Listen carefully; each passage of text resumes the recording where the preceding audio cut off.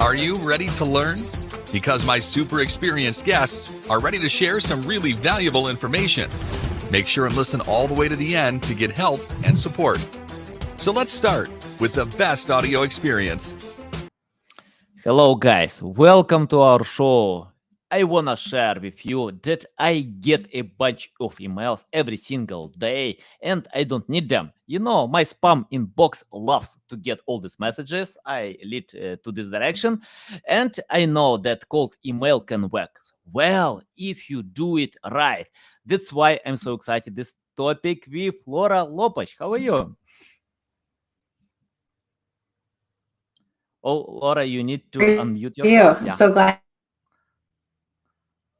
Oh, something was wrong with connection, but I think on Friday, we can have such issue. That's okay, Laura. You are online. We're good. Before we We're start, good. You can hear me? yeah, I can hear you well. Yeah, I think on Friday we can have such issues, Okay. Because connection wanna have the rest as well. Okay, before we start, just tell more about yourself, experience, background, and why you decided to pay your attention with this topic called email.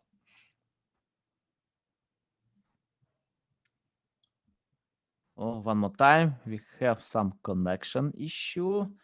Yeah, it happens. Okay, let me share my story about cold email. I usually get every single day some spam messages. People are trying to sell me guest posting. Oh, Laura, you're back. I'm back? Okay, good. You never know when it will pop back on. Yeah. I see. That's okay. No worries about that. Okay. Tell about yourself, experience, background, and why you decided to take this topic called email. I actually didn't really pick the topic. The topic picked me. So it was it was back in 2015. So a long time ago, I quit my full-time job and decided to start this like freelancing thing seriously. And I didn't have any clients. And I hated the idea of cold calling. Didn't have any contacts, no referral network, no budget for ads. So I started cold emailing. And like I said, the topic kind of picked me. And so about 4 months into cold emailing, I signed what would become a $20,000 client. And along the path, I realized that my approach to cold emailing was really different than anybody else's approach. And I also realized that not many people got any results from cold emailing, whereas I was getting results from cold emailing. So like I said, the topic kind of like picked me, and I think it's super interesting, actually, this idea of emailing a stranger to ask them to do something, which is what a cold email basically is. Like you're emailing someone to take an action that they hadn't ever really thought of taking. And kind of the psychology and the logistics behind that is super interesting to me. So I kind of stuck with the topic. Okay, nice. Okay, let's start from the basic. Can you tell how to find recipients? I mean, like to create this list of emails, because I see when companies can buy a list of emails, and it's not good idea. Possible it works, but not good, low conversion. Can you tell about getting a list of emails before creating any campaigns? Yeah, I'm so glad you're asking this question, because so often people skip like right to like, what do I put in an email? But it actually works better if you start with the person that you're emailing and then craft the email around that person. And that's the method that I teach my clients, and the method that I used repeatedly to get more clients when I was building my business. So really, you want to look for someone who has a problem that you can solve. So if you're a website designer, look for someone with an outdated website, right? Where's the gap that you can plug and only you can plug? Maybe if you're like a conversion copywriter, you stumble across someone's landing page that has like low, maybe like poor methods, right? That you suspect are affecting their conversions. That's something that you can reach out to them about. So really, you want to start with the person that you're reaching out with to, and ask yourself, like, do they have a problem? And if they do, can I help them solve this problem? And if the answer is yes to both of those things, then they can go on your list. Yeah. Yeah, okay, got it. Okay, let's talk about how to write an email Oh, that people wanna read, because I see a lot of templates, and I can smell it, I can feel it. Templates. It's I don't know. Yeah, i- it's stinking. Can you tell how to write an email that it's interesting to read? Because people have, in most cases they open and leave it, for a few seconds. So, how to convince them to read the entire email? yeah. That's the big question, right? So really, you want to start off again with the person. Like, who are you emailing? Who's the human on the other side of the screen that you're emailing? And don't start off. So often I see templates that are designed for mass mailings, right? And they're operating on the idea that it's a spray and pray. It's a numbers game, right? And cold emailing actually isn't, especially when you start to boil it down to who's the person that I'm emailing? Who's the person on the other side of the screen that's reading this email, this letter from me to them? And how can I get to know them a little bit? How can I see them as a person? How can I connect with them? Basically, as humans, we're all wired for connection. That's how humans as a race have survived for so many years. It's Yeah. also the reason why if a baby starts crying on an airplane, everybody gets all tense, because we're hardwired to need to connect. And that baby crying is a call for connection. So how can you connect to your cold email reader in the first line, in the first paragraph? And that's really where you can get someone hooked and have them read all the way down to keep reading your email, and not just like click out after 0.002 seconds of opening your email. Like, how can you connect with them? And the biggest way to connect is actually to pay them a genuine compliment. The cool thing about paying someone a compliment is research has found their brain fires in the same way when receiving a compliment as their brain fires when receiving money. So if I were to give you like $100 right now, your brain would fire in the exact same way as if I gave you a compliment, which is super cool. So pay someone a genuine compliment, do some research on that person, figure out something that you can connect with them on, and figure out what kind of compliment you can pay them to get them feeling good about themselves, and also paying attention to your email and not clicking away. Yeah, love it, love it. Valuable. Okay, let's talk about personalization. Okay. For example, I love to personalize experience, but I use templates. Yeah. And because I have templates for the sake of having frame. So I have frame, and I can rephrase everything from this template to rewrite from scratch, but I need to see this frame. But sometimes I can send a template just to change a few words, and it works well. So if, for example, even when I reach out to Neil Patel, I use template, to change a few words. I know. Okay, for example, if I write to Neil Patel, I can write a lot of compliments, but he can get these compliments from anybody else. He's great in digital marketing. So why I need to write that everyone can write to him? So I decided to use just template, to change a few sentences. That's it, and it works well. He came to my show. We spent time, and I usually learn recipients and think, can I use template, or it's better to personalize, or to write everything from scratch? Can you tell about personalization, your approaches, how to personalize message before sending? Yeah. So I see personalization as using like someone's name, someone's company name, right? That's commonly what's thought of as personalization. I don't think that works well anymore, because everybody's kind of got their guard up. Everyone's really jaded, actually. We're all like ready for the sell. Like, okay, you're contacting me. What's the pitch? I'm waiting for it, right? And so to help people like lower their guard, you actually want to be relevant to them.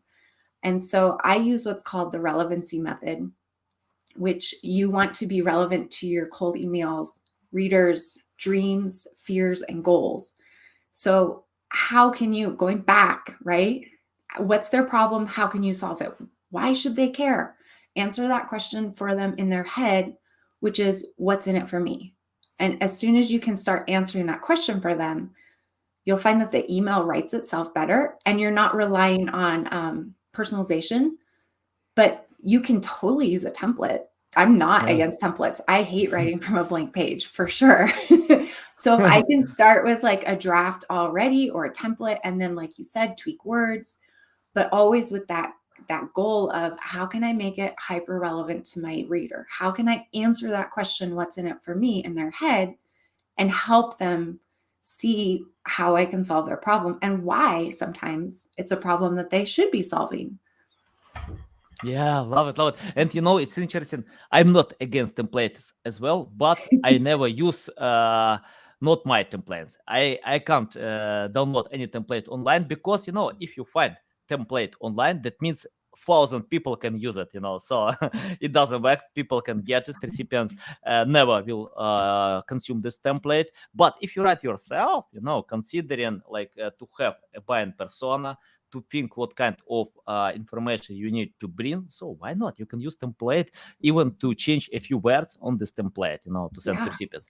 Can you tell about how to learn recipients today? What do you do, for example, to learn about recipients, to personalize message, or even to use template, but the right template to recipient? Okay, yeah. So it sounds like we're going to talk like about the research, like what should you look Yeah. at, right, to research your lead. So I'm so glad you're asking those questions because not a lot of people realize the importance of research. And it's super important to realize, again, who's that person that you're cold emailing? Like, why should they care about what you have to say?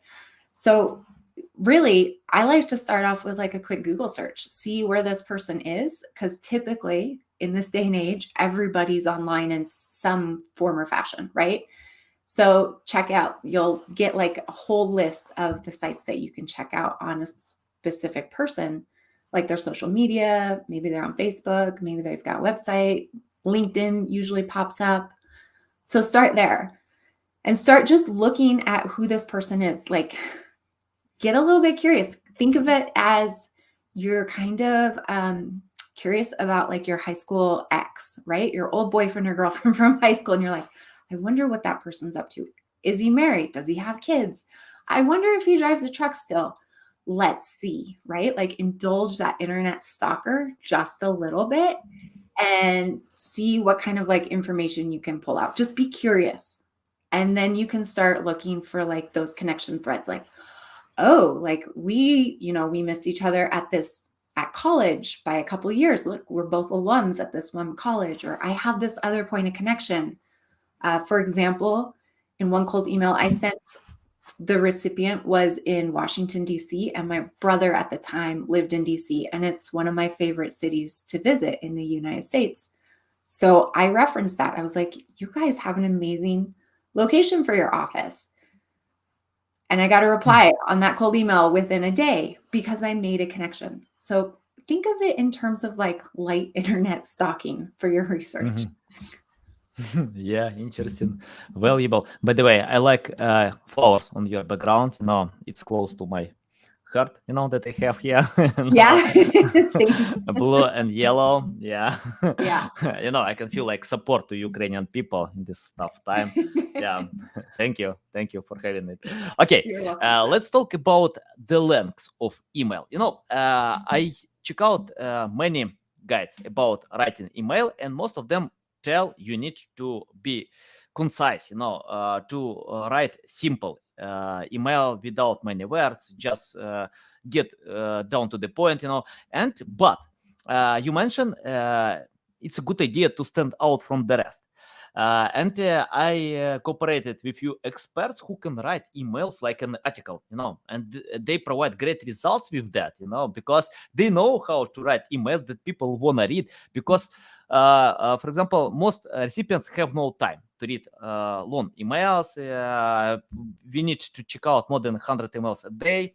It's time consuming, but if you can write email that people want to read, they can spend more time, on your email. And I know some specialists who can.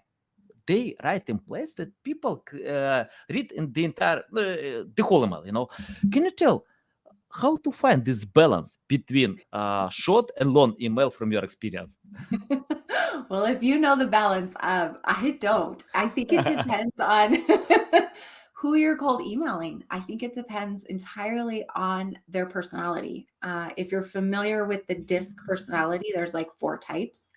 And you can kind of think of them, to borrow phrasing from a friend of mine, Sage Polaris. She thinks of them as like the characters from Friends. So there's, Joey, there's Ross, there's Monica, and there's Phoebe. Yeah, I think those are the 4 that we talk about basically. But like, someone is like Monica, they're like super direct. So if you're writing someone who's super direct, you could almost put your pitch in the subject line because they just want you to get to the point. Like, get to the point. I'm a fast decision maker. I don't need a lot of details. I just need to know like yes or no, and I'll reply. That kind of person. Yeah. So if you're emailing someone like that, sure, you can totally go short. But if you're emailing someone like maybe Ross, who has lots of follow-up questions, they need lots more details. They need, they're always going to have more questions, no matter how much you put into your email, but they need enough to feel safe with saying yes the first time. And in that case, you're looking at a longer email. So really it boils down to like, who are you emailing? It's not a one size fits all, because if you do put a super short email and send it to someone who has lots of questions, they're not going to feel safe at all replying yes to you because there's so many questions and they can't even parse it down. They just get overwhelmed and they're like, I'm just delete. I just can't handle it. Like or someone who needs like lots of numbers. Like if you think about your typical financer, someone who's in finance, they like the numbers. They want to know what kind of results they're going to get if they say yes. Like, is this more of a sure thing? And if you don't include that information in your email, it's super hard for them to say yes, because again, there's too much unknowns. So once you figure out who you're actually emailing, and you'll get a sense of that sometimes from your research. Sometimes I like to use this awesome plugin called Crystal Knows. It works inside your LinkedIn. Based on their algorithm, they'll give you like an educated hypothesis on which of those 4 pieces of the DISC that your recipient falls into, and help you kind of craft an email suited for their personality, which is super helpful. But really, like, write to them in their personality, help them say yes, because that's when you get the conversions. That's when you get the yeses, is if you're helping them feel safe in saying yes. Yeah, interesting.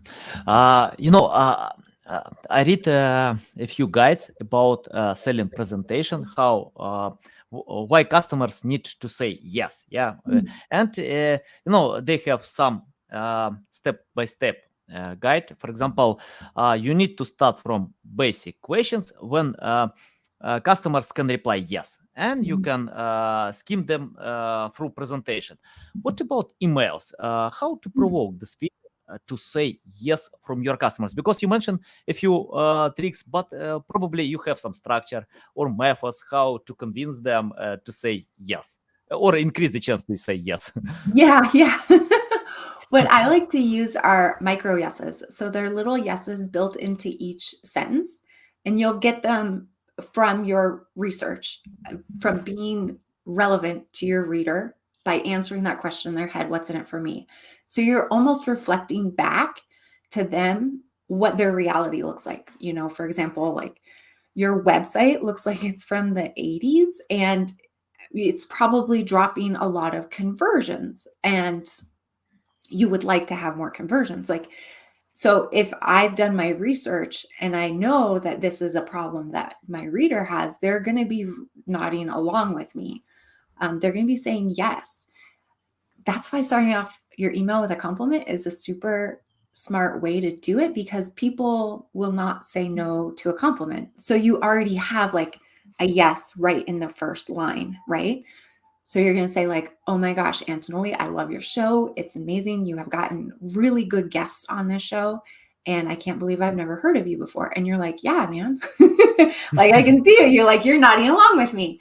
So that's an example of a micro yes. So if you can build those into your email and help your reader like nod along with you and help them nod along all the way up to your call to action, like that ask at the end, they're going to be a little bit in the habit of nodding along with you because you've set them up to nod along with you the entire time. And so it'll be easier for them to say yes at the end. Nice, nice. Okay, you mentioned, for example, Yeah. if I write someone that your design is terrible, or obsolete, okay, but it can hurt the feeling. People might spend time to create this design. It looks clumsy, terrible, but they spend time, and how, I found that you need to find the balance between compliments, not over compliment, and critic. You can't criticize someone because we don't know how they work hard, to create what they have. For example, yeah, probably they're going to improve. So can you tell how to find this balance between, I ask a lot of questions about balance, because people usually use, they love best practices. How to find this ratio between, I don't know, like compliments and critics? I love that you're asking this because as soon as I said like your website's from 1990, I was like, oh man, this is a horrible example. Like, I hope you ask me a follow-up question because like, please don't put that in an email to someone. Please, please, please. Like, I don't know if there's something in the universe lately, but I've been on the receiving ends of a couple of those emails in the past week. And it's not a good feeling to leave someone with. So what I recommend instead is that you say, I noticed you need help with this. Like, for example, back when I was pitching like case studies to SaaS companies, software companies, I was going onto their website and seeing if they had case studies on their website. If they didn't, there's a problem that I can solve for them. So then I would reach out via a cold email and I would say, congrats on your recent growth, some sort of compliment, right? You guys are doing awesome work. I was on your website and noticed you don't have many case studies. Do you need help with this? And then I would talk a little bit about like why case studies are important. Like, research shows that you can use case studies in so many different areas of your marketing. You can split them up into an nurture email sequence. You can use them as social media posts. You can send them off. If you're trying to get more funding, raise more funding, you can use those to like gain momentum. And I would just simply ask, like, I noticed you don't have this. Do you need help with it? And that strikes that balance of, you're not criticizing, you're just noticing. You're not saying like your website looks awful or how can you not have had case studies by this point in your, business. You're just saying, I noticed this and do you need help? And offering your service as the solution.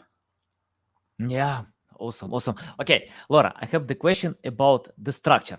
For Okay. example, blog articles have structure: intro, main part. We can divide by subheadings, conclusion. What about emails? It's short, no, not big one. But do we need to structure email, to increase readability and I don't know, like possibility to get yes? So can you add? I'm not. I mean, quite like sure what the question is, I guess. Yeah, I mean, like the structure. Do you have some special structure, like the intro in the first sentence? I need to write something like this. In the second sentence, I need to go to the point. In the conclusion, I can submit call to action. Just example. Gotcha. Do you have your structure? Yeah, about that. Okay, that makes sense. Yeah, there's a little bit of a structure. So really start off with like a compliment or a hook. It sounds really intense, but really your hook is meant to like a fish hook, like get someone's attention. Like, I cannot look away, right? So a compliment works really well for that. And then start talking about their problem. And you can use the like, I noticed blah, blah, blah, that kind of format, that kind of structure. Like, I was on your website and I noticed, your loading page, your loading time is really slow. Do you need help with this? And then kind of back it up, like help them understand why this matters to their business. And so that was like compliment is first paragraph, right?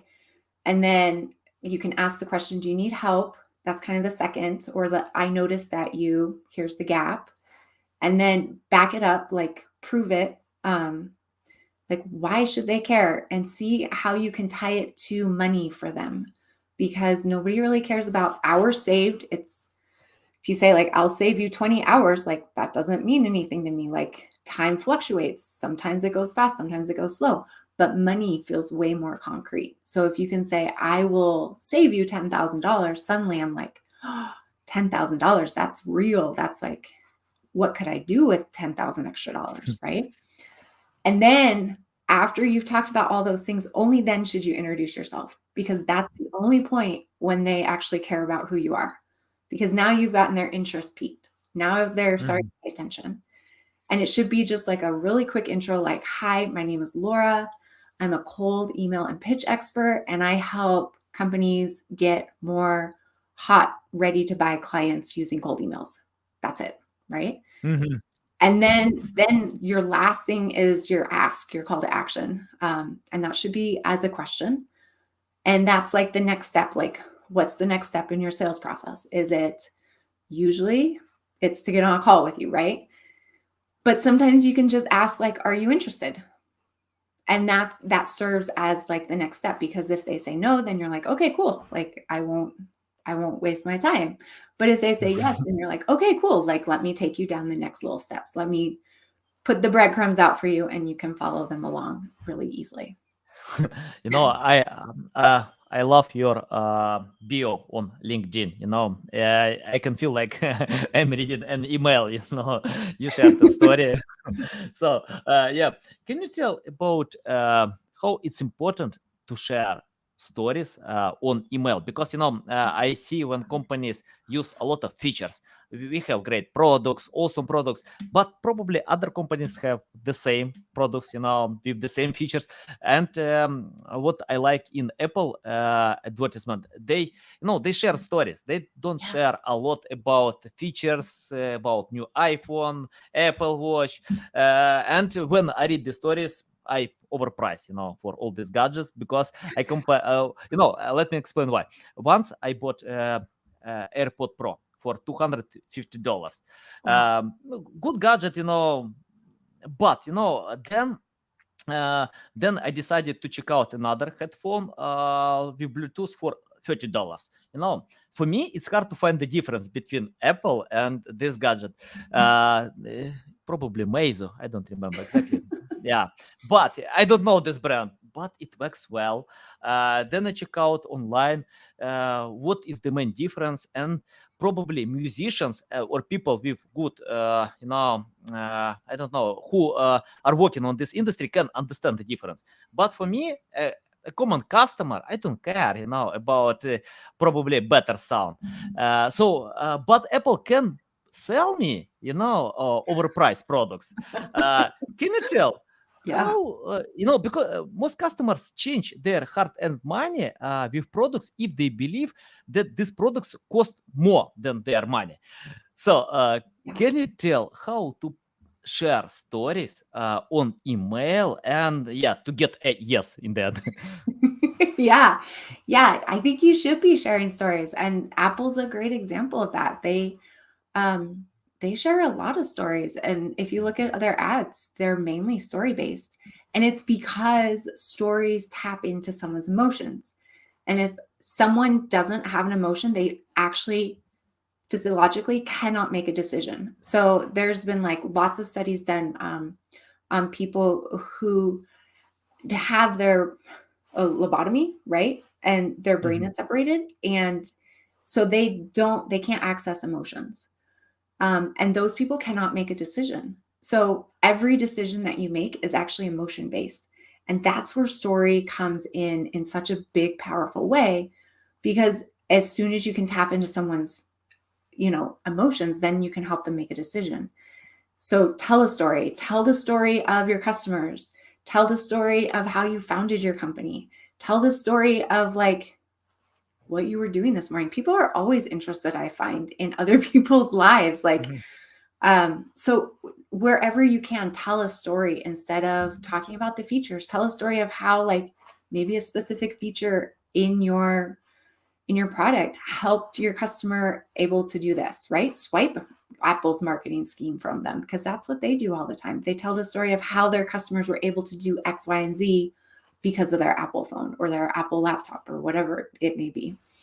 So the cool thing is that you can actually put a story into a cold email sequence if you are emailing like a big list, and it isn't it's like a deviation from that like one-to-one email.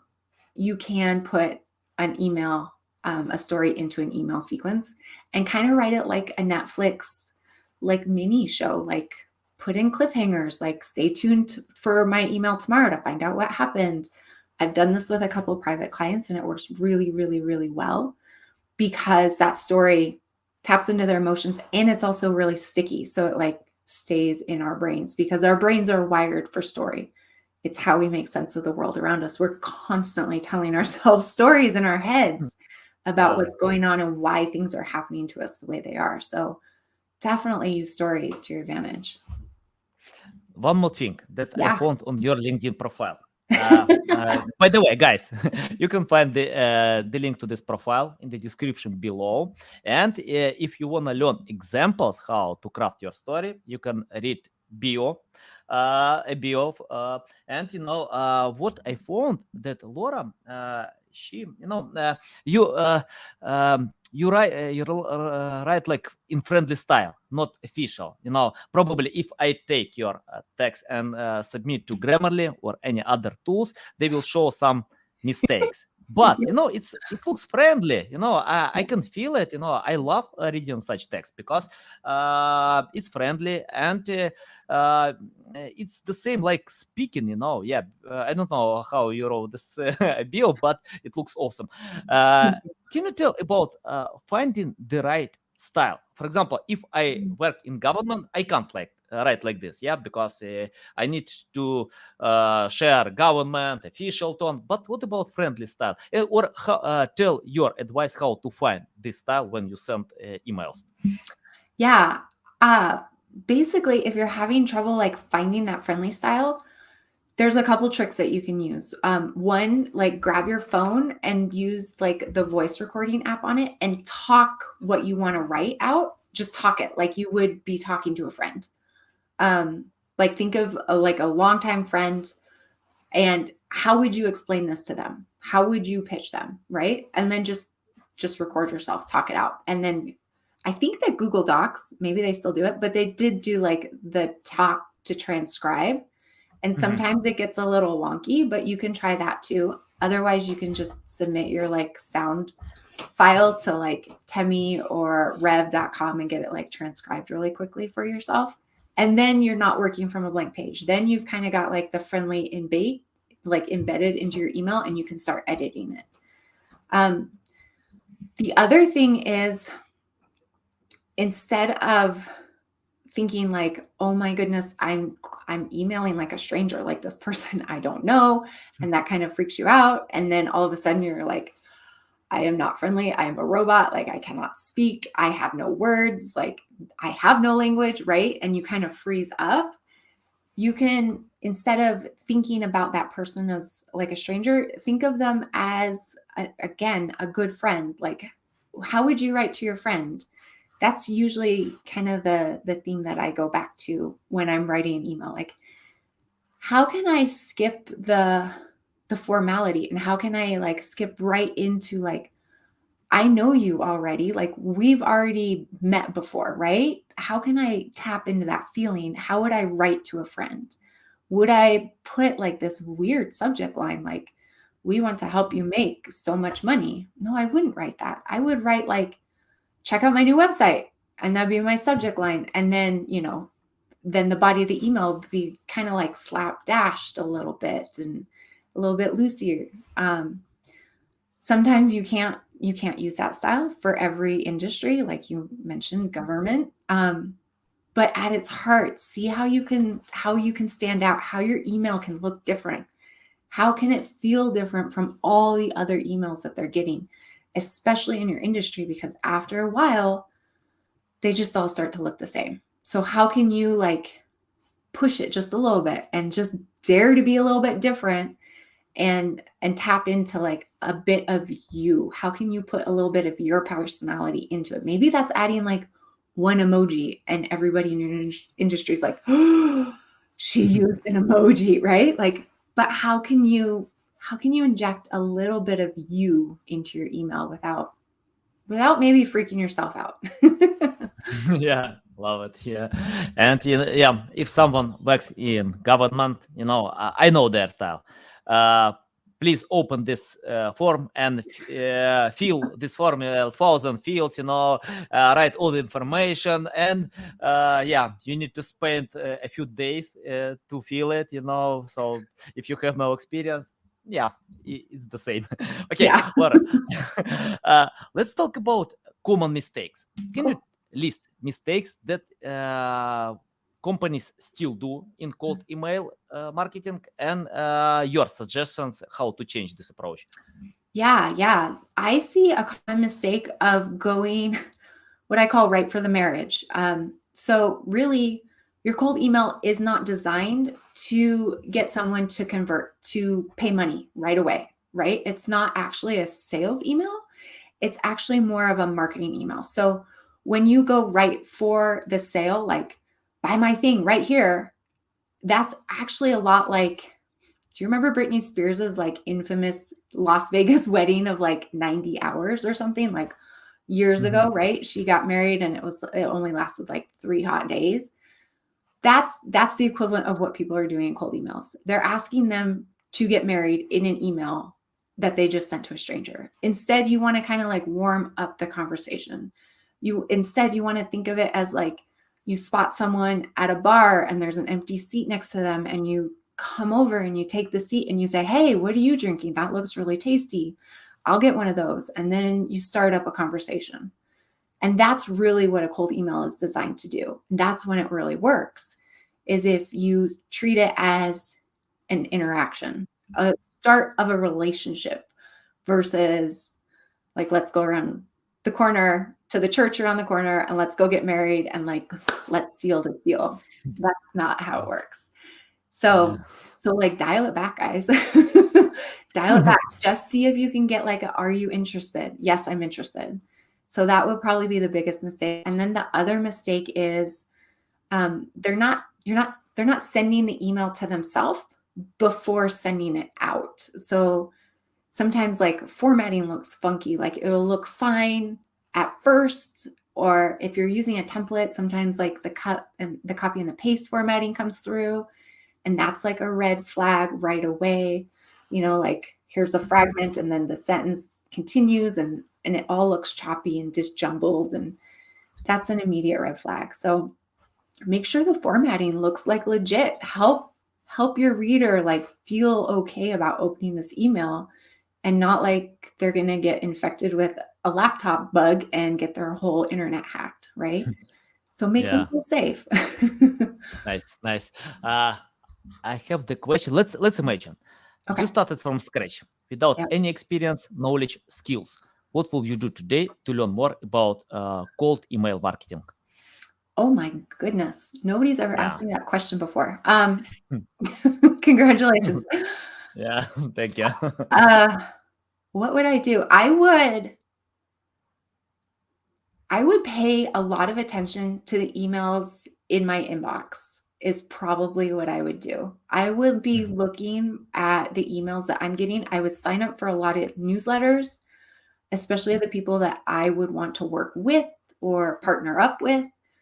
And I would start reading their emails, and I would start seeing what's going on in their worlds, because that's like an inside look into their world. Like, what are they working on? Do they have a launch coming up? Do they have a new product coming up? How could I help them? Do they need help in this area? And start getting curious about that. And then I would also at the same time start paying attention to the emails that I'm replying to and why I'm replying to those emails. And is there something in that email that helps me reply quicker, or put it on the back burner and like delay on it? And if so, what is that thing?